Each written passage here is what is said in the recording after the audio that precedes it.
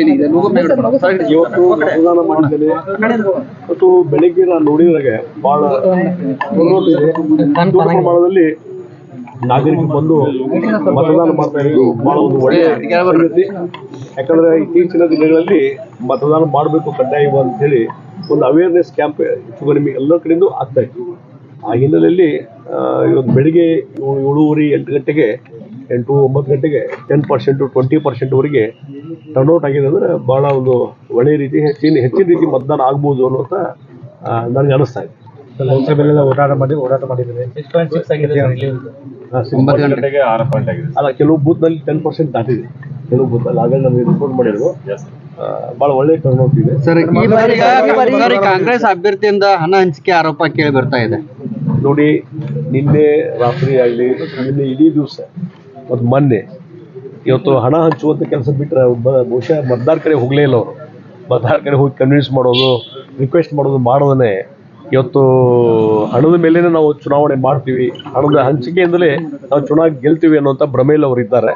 ಹೀಗಾಗಿ ಇವತ್ತು ಜನರು ಅದನ್ನು ತಿರಸ್ಕಾರ ಮಾಡ್ತಾರೆ. ಡೆಫಿನೆಟ್ಲಿ ಅದಕ್ಕೆ ಸರಿಯಾದಂಥ ಉತ್ತರ ಕೊಡ್ತಾರೆ. ಬರೀ ಹಣದ ಬಲ ಇದೆ ಅನ್ನುವಂಥದ್ದು, ಅಧಿಕಾರ ಬಲ ಇದೆ ಅಂತ ಅದರ ಮೇಲೆ ಪ್ರಜಾತಂತ್ರ ವ್ಯವಸ್ಥೆ ನಡೆಯೋದಿಲ್ಲ.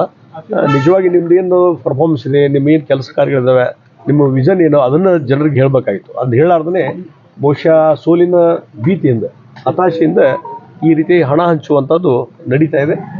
ಬಹುಶಃ ಅದರಿಂದ ಅಚ್ಚರಿ ಫಲಿತಾಂಶ ಬರುತ್ತೆ. ಎಲ್ಲೆಲ್ಲಿ ಕಾರಣ ಬಂದು ದೂರ ಈಗಾಗಲೇ ಕೊಟ್ಟಿದ್ದೇವೆ. ಅದ್ರ ಬಗ್ಗೆ ಚುನಾವಣಾ ಆಯೋಗರಾಗಲಿ, ಪೊಲೀಸರಾಗಲಿ, ಸಂಬಂಧಪಟ್ಟ ಅಧಿಕಾರಿಗಳು ಇನ್ನೂ ಗಂಭೀರವಾದಂಥ ಕ್ರಮ ಕೈಗೊಳ್ಳಬೇಕಂತ ಒತ್ತಾಯ. 2004 ಅಂಗಡಿ ಈಗ ನೀವು ನಿಲ್ತಾ ಇದ್ದೀರಿ. ಸೊ ಆ ಒಂದು ವಿಜಯದ ಮುಂದುವರಿತಾರೆ. ಡೆಫಿನೆಟ್ಲಿ ನಾನು ಯಾವಾಗ ಮಾರ್ಚ್ 27ರಿಂದ ಇಲ್ಲಿ ಬಂದೆ, ಅಲ್ಲಿಂದ ಇಲ್ಲಿವರೆಗೂ ಕಂಟಿನ್ಯೂಸ್ ಒಂದು ತಿಂಗಳ ಮೇಲೆ ಕ್ಯಾಂಪೇನ್ ಮಾಡಿದ್ದೇನೆ. ಮತ್ತು ಅವತ್ತಿನಿಂದ ಇಲ್ಲಿವರೆಗೆ ದಿನನಿತ್ಯ ಪ್ರತಿ ದಿವಸ ಬೆಂಬಲ ಜಾಸ್ತಿ ಆಗ್ತದೆ BJPಗೆ. ಮತ್ತು ನರೇಂದ್ರ ಮೋದಿಜಿಯವರು 3ನೇ ಬಾರಿ ಪ್ರಧಾನಮಂತ್ರಿ ಆಗಬೇಕನ್ನುವಂಥ ಜನರ ಒಂದು ಇಚ್ಛೆ ಇದೆಯಲ್ಲ, ಆ ಕನಸಿದೆಯಲ್ಲ, ಬಹುಶಃ ಅದೇ ಒಂದು ಹೆಚ್ಚು ಇನ್ಸ್ಪೈರೇಷನು. ಅದರಿಂದ ಭಾಳ ದೊಡ್ಡ ಪ್ರಮಾಣದಲ್ಲಿ ಜನ ಮತಗಟ್ಟೆಗೆ ಬಂದು ವೋಟ್ ಹಾಕ್ತಾ ಇದ್ದಾರೆ. ಇದೊಂದು ಒಳ್ಳೆಯ ರೀತಿಯಾದಂಥ ಒಂದು ಪರಂಪರೆ ಎಂದು ನಾ ಹೇಳ್ತೀನಿ. ಸರ್, ರಾಜ್ಯದಲ್ಲಿ ಅತಿ ಹೆಚ್ಚು ಯುವ ಮತದಾರರಿದ್ದಾರೆ, ಸಾಕಷ್ಟು ಬಿಸಿಲಿದೆ. ಅದಕ್ಕೆ ನಾವು ಎಲ್ಲ ಕಡೆ ರಿಕ್ವೆಸ್ಟ್ ಮಾಡಿದ್ವಿ. ಎಲ್ಲೆಲ್ಲಿ ಪಬ್ಲಿಕ್ ಮೀಟಿಂಗ್ ಹೋಗಿದ್ದೀನಿ, ಎಲ್ಲೆಲ್ಲಿ ಅಡ್ರೆಸ್ ಮಾಡಿದ್ದೀನಿ, ಎಲ್ಲ ಕಡೆ ಒಂದೇ ರಿಕ್ವೆಸ್ಟ್ ಮಾಡಿದ್ದು, ಬೆಳಿಗ್ಗೆ 10 ಗಂಟೆ ಒಳಗಾಗಿ ಬಂದುಬಿಡಿ. ಬಿಸಿಲು ಇತ್ತೀಚಿನ ದಿನಗಳಲ್ಲಿ ಜಾಸ್ತಿ ಆಗ್ತಾ ಇದೆ, 40-42 ಡಿಗ್ರಿವರೆಗೆ ಹೋಗಿದೆ. ಅದಕ್ಕಾಗಿ 10 ಗಂಟೆ ಒಳಗಾಗಿ ನೀವು ಮತದಾನ ಮಾಡಿದರೆ ಅದರಿಂದ ಯಾವುದೇ ಬಿಸಿಲು ಮತ್ತೊಂದು ತೊಂದರೆ ಆಗೋದಿಲ್ಲ ಅನ್ನುವಂಥದ್ದು ರಿಕ್ವೆಸ್ಟ್ ಮಾಡಿದರೆ, ಬಹುಶಃ ಇವತ್ತಿನ ಬೆಳಗಿನ ಟರ್ನ್ಔಟ್ ನೋಡಿದರೆ ಆ ರೀತಿಯ ಒಂದು ಮನಸ್ಥಿತಿ ಜನರಲ್ಲಿ ಬಂದಿದೆ ಅಂತ ನನಗೆ ಅನಿಸ್ತದೆ. ಸುತ್ತಿರ ಸರ್ ನಾವು ಈಗ ಮತ್ತೆ ಹೋಗ್ತೇನೆ.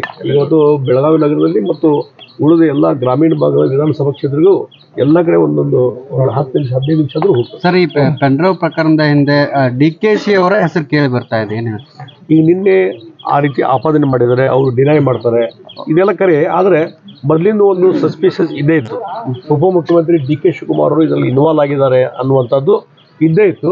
ಇವೆಲ್ಲ ಇವತ್ತು ನಿನ್ನೆ ಆದಂಥ ಸ್ಟೇಟ್ಮೆಂಟ್ಸ್ ಇವೆಲ್ಲ ನೋಡಿದರೆ ಅದಕ್ಕೆ ಪೂರಕವಾದಂಥ ಸಂಗತಿ ನಡೀತು. ಅವ್ರೇನೋ ಡಿನೈ ಮಾಡ್ಬೋದು, ಆದರೆ ಪೂರಕವಾಗಿ ಸಂಗತಿ ನಡೆಯೋದ್ರಿಂದ ಇವತ್ತು ಅದ್ರ ಎಲ್ಲರಲ್ಲಿ ಇನ್ವಾಲ್ವ್ ಆಗಿದ್ದಾರೆ ಅನ್ನುವಂಥದ್ದು ಪ್ರೈಮ ಪಿಕ್ಚರ್ ಕಂಡು. ಫೋನ್ ಸಂಭಾಷಣೆ ಬಿಡುಗಡೆ ಆಗಿದೆ. ಸೊ ಇದೇ ಕೊಡ್ಬೇಕಂತ ಪ್ರಕರಣ ನೋಡಿ, ಒಂದು ನಾನು ಹೇಳ್ತೀನಿ, ಈಗಾಗಲೇ ಅವರು ಎಕ್ಸ್ಪ್ರೆಸ್ ಮಾಡಿದ್ದಾರೆ JDS ನಾಯಕರು, ಈ ಒಂದು SITಯಿಂದ ನಮಗೆ ನ್ಯಾಯ ಸಿಗ್ಲಿಕ್ಕೆ ಸಾಧ್ಯ ಇಲ್ಲ. ಯಾಕೆ DCM ಅವ್ರ ಹೆಸರೇ ಬಂದ ಮೇಲೆ, DCM ಅವ್ರ ಹೆಸರು ಬಂದ ಮೇಲೆ ಇದಕ್ಕೆ ಇಲ್ಲಿ ರಾಜ್ಯದ ಯಾವುದೇ ಏಜೆನ್ಸಿಯಿಂದ ಎನ್ಕ್ವೈರಿ ಆದರೂ ಅದಕ್ಕೆ ಇಂಪಾರ್ಷಿಯಲ್ ಆಗುವುದಿಲ್ಲ.